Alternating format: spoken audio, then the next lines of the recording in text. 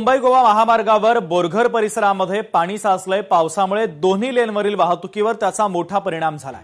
पाताळी नदीचं पाणी महामार्गावर आल्यानं वाहन चालकांना मोठा फटका बसलाय। पावसाचा जोर असाच कायम राहिल्यास मुंबई गोवा महामार्ग पुन्हा एकदा बंद होण्याची शक्यता वर्तवली जाते। दरम्यान घटनास्थळी प्रशासन किंवा वाहतूक पोलीस काहीच उपाययोजना करत नसल्याचा आरोप स्थानिकांनी केलेला आहे।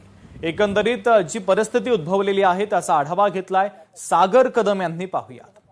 अतिमुसळधार पावसाचा फटका हा पुन्हा एकदा मुंबई गोवा राष्ट्रीय महामार्गाला बसल्याचा आपल्याला पाहायला मिळतंय। तुम्ही माझ्या पाठीमागे पाहताय की सध्या मुंबई गोवा महामार्गाची ही सध्याची परिस्थिती आहे। खेड तालुक्यातील बोरघर या गावाजवळ असणाऱ्या या मुंबई गोवा महामार्गावरती दोन्ही साईडला दुतर्फा ही पाणी आलेलं आहे। आपण पाहू शकताय की साधारण 2 फुटा इतकं 2 ते 2.5 फुटा इतके पाणी हे सध्या राष्ट्रीय महामार्गावरून आपल्याला जाताना पाहायला मिळतंय। दोन्ही कडेची जी ही वाहतूक आहे ती वाहतूक सध्या आता एकदम जिकरीची झालेली आहे। माझ्या डाव्या बाजूला बघताय ह्या राष्ट्रीय महामार्गाच्या बाजूने एक नदी वाहते। ती नदीची पातळी जर आपण पाहिली तर ती नदीची पातळी पूर्णतः ह्या महामार्गाच्या लेवलला आलेली आहे आणि त्यातील जे नदीपात्रातील पाणी आहे ते देखील आता मुंबई गोवा महामार्गावरती यायला सुरुवात झालेली आहे।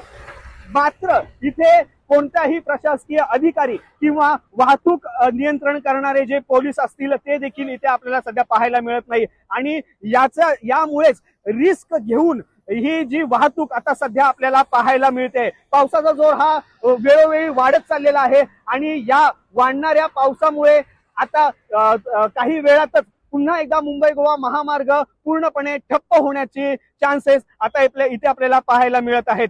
लोकशाही मराठीसाठी सागर कदम, खेड, रत्नागिरी।